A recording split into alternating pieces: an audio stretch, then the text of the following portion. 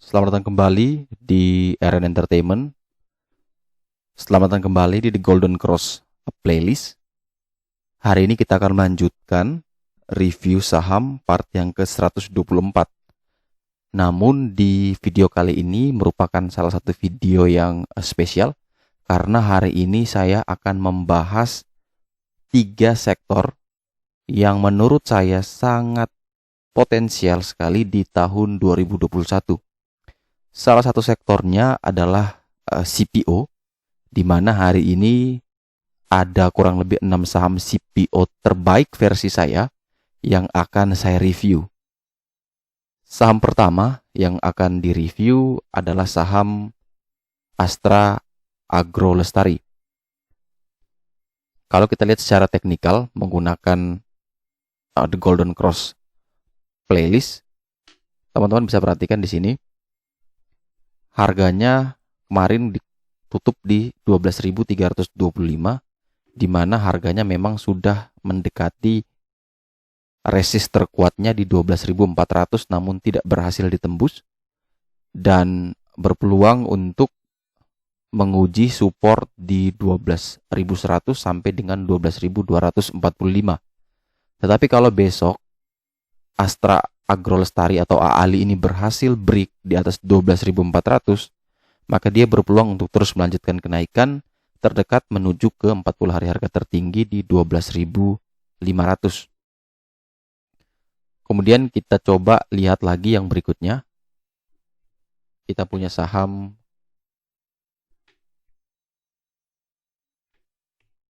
BWPT. Kita coba lihat BWPT.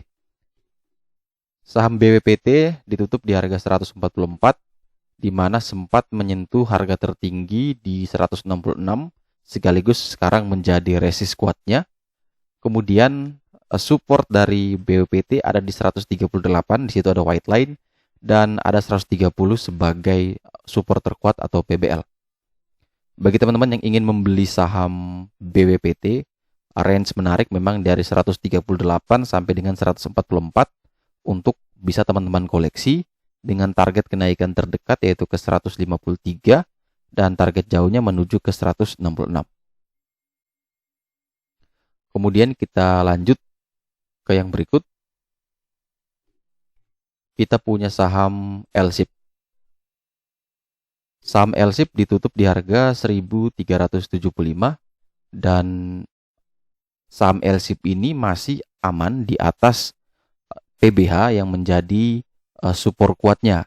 Jadi kalau kita tahu kalau misalkan harga berada di bawah PBH, maka PBH ini adalah resist kuat.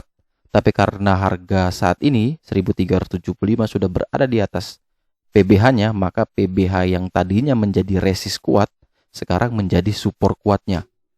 Selama LSIP masih kuat bertahan di atas 1.315, maka saham LSIP masih sangat aman dan berpeluang untuk terus melanjutkan kenaikan. Teman-teman pertimbangkan untuk menambah muatan ketika saham LSIP turun di bawah 1.315. Saya tidak merekomendasikan untuk teman-teman cut loss karena nanti akan saya tampilkan ada beberapa data yang menarik. Kemudian kita lanjut. Saham selanjutnya adalah saham SIM. Ini merupakan satu kesatuan dengan LSIP, di mana saham SIM sendiri ditutup di harga 420, namun masih jauh dari PBH-nya, dan dia tertahan support 415 yang menjadi support gray line. Kalau teman-teman ingin membeli saham SIM, boleh beli dengan range buy 415 sampai 420, semakin rendah semakin bagus, dengan target kenaikan ke 430 dan target jauhnya menuju ke 436. Kemudian kita lanjut lagi. Berikutnya adalah saham SSMS, di mana saham ini telah naik cukup tinggi, dan kalau misalkan teman-teman yang tergabung di grup TGC sudah diinformasikan waktu itu kita ambil kalau tidak salah di harga 800 dan kita kejar terus sampai dia low di 690. Dan masih ada yang hold sampai saat ini, masih floating kurang lebih 70% termasuk saya, dan prospek dari SSMS ini masih terus berlanjut menurut saya, dan target terdekat dia menuju ke 1300 dan jauhnya menuju ke harga tertinggi 40 hari kemarin sempat menyentuh 1335. Kalau teman-teman ingin membeli saham ini, boleh beli dengan range buy di atas 1250 sampai dengan 1270, karena kalau dia tidak kuat bertahan di 1250, berpeluang turun ke area 1125. Kemudian yang terakhir yang akan kita review adalah saham TBLA. Jadi 6 saham pilihan saya di sektor CPO, dan TBLA menjadi yang terakhir, di mana kemarin closing 935, masih berada di atas PBH 910, dan ini masih dibilang aman kalau dia masih berada di atas 910. Target selanjutnya akan menuju ke 40 hari harga tertinggi, dan kalau dia turun di bawah 910, maka dia berpeluang untuk menguji support 822 sampai dengan 883. Setelah kita review menggunakan TGC, yang menarik adalah teman-teman perhatikan data pertama di sini saya tampilkan bahwa harga CPO dunia itu telah mencetak rekor ya. 8 tahun terakhir. Ini 16 November. Oh, masih jauh. Beritanya sudah usang. Kita coba yang lebih baru. Harga CPO sentuh level tertinggi 8,5 tahun, tambah 6 bulan lagi tertingginya. Dan kemudian apakah prospek 2021 tembus Rp4.000? Ini baru beberapa hari lalu. Dan sekarang teman-teman kita lihat chartnya satu persatu menggunakan Stockbit. Kita tarik secara weekly. Kalau kita patokan 8 sampai 8,5 tahun. Ini 8 tahun sampai 8,5 tahun. Kenaikan tertingginya dari CPO, maka kemungkinan besar kinerja dari masing-masing perusahaan ini akan sama seperti 8 tahun lalu.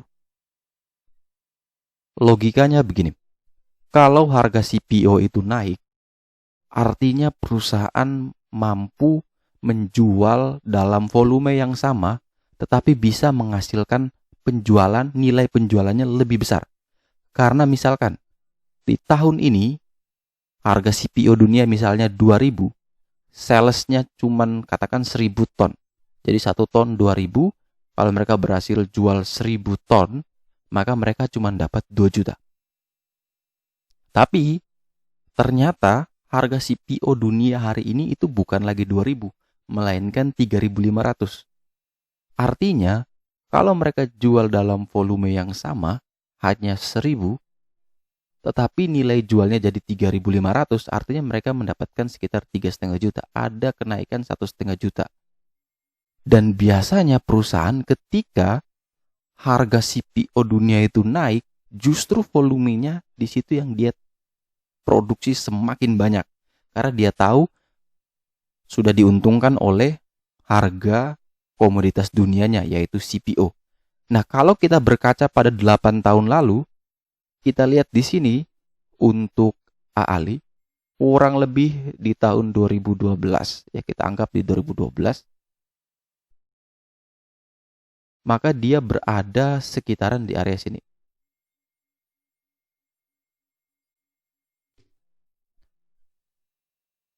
Artinya teman-teman perhatikan, sekarang harganya 12.000, potensialnya minimal 22.645, dia harus sampai ke sana. Tetapi kita tidak mau ambil yang muluk-muluk. Kita bagi 2 saja. Targetnya tidak perlu sampai ke 22.000. Kalau kita pakai price range-nya, kalau misal dari sini tarik ke sini, itu kurang lebih 83%. Ya tidak perlu kita tarik sampai di sana. Target kita batasi setengahnya saja, itu masih potensial sekitar 40%. Nah, ini yang menjadi menarik. Sekarang kita lanjut ke emiten berikutnya. Teman-teman perhatikan, kalau kita lihat BWPT ini, 2012-nya dia berada di level yang sangat luar biasa. Di 1.500. Harga saat ini hanya 144. Kita tidak usah muluk-muluk sampai ke 1.500 ya. Kalau itu beneran terjadi, teman-teman bisa beggar berkali-kali ya. Ini kurang lebih sekitar 906%. Terlalu besar. Kita tidak usah muluk-muluk. Kita ambil yang paling tinggi di sini. Kita ambil resist kuatnya. Kurang lebih 367. Kita coba tarik kira-kira berapa besar potensialnya. Ini masih bisa beggar 153%. Karena harga CPO dunia mampu membuat emiten sawit ini mendulang keuntungan. Sama seperti coal, sama seperti emiten minyak, sama seperti emiten nikel, sama seperti emiten emas. Ketika harga komoditas dunia itu naik, otomatis laporan keuangan kinerja mereka akan membaik pula. Nah, ini kalau teman-teman perhatikan untuk BWPT. Kemudian kita skip lagi ke LSIP. LSIP kalau kita lihat tahun 2012, maka dia berada di sekitaran sini. Ini sekitar 2.500-an. Dan masih punya potensial hampir 100%. Kita ambil cukup setengahnya aja. Tidak terlalu optimis. Kita ambil yang realistis 50% kenaikan, maka masih ada 50%. Kita pindah lagi ke Salim Infomas di 2012. Kalau kita lihat, dia bahkan berada di sekitaran sini, 1.140-an. Sekarang harga di 420, masih ada kurang lebih hampir 2 beggar. Tapi kita batasi saja setengahnya, 600. Atau bahkan 800. Masih ada hampir 100%. Kemudian kita lihat sawit sumber mas. Nah ini mungkin salah satu yang kenaikannya hampir sejalan dengan kenaikan dari sawit itu sendiri ya. Karena 2012-nya dia belum IPO. Sehingga kita tidak tahu high-nya di berapa. Jadi kurang lebih kalau target dari sawit sumber emas ini mungkin tidak terlalu jauh lagi, paling di 1.700 atau di 1.500. Yang terakhir kalau kita lihat adalah tunas baru Lampung.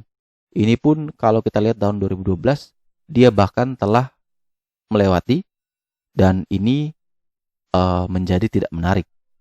Nah, dari 6 saham yang diulas ini, kira-kira mana emiten yang masih punya potensial upside yang cukup besar? Nah itu teman-teman pertimbangkan sendiri dan teman-teman lakukan money management yang baik dan memilih. Karena dari 6 ini merupakan saham-saham andalan saya di tahun 2021. Dan dari 6 ini sudah ada 2 yang menjadi koleksi saya. Dan itu akan saya tampilkan nanti di akhir tahun 2021.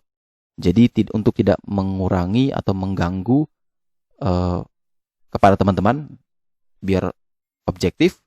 Jadi teman-teman bisa melihat sendiri, bisa memilih sendiri mana saham-saham yang memiliki potensial upside yang cukup besar.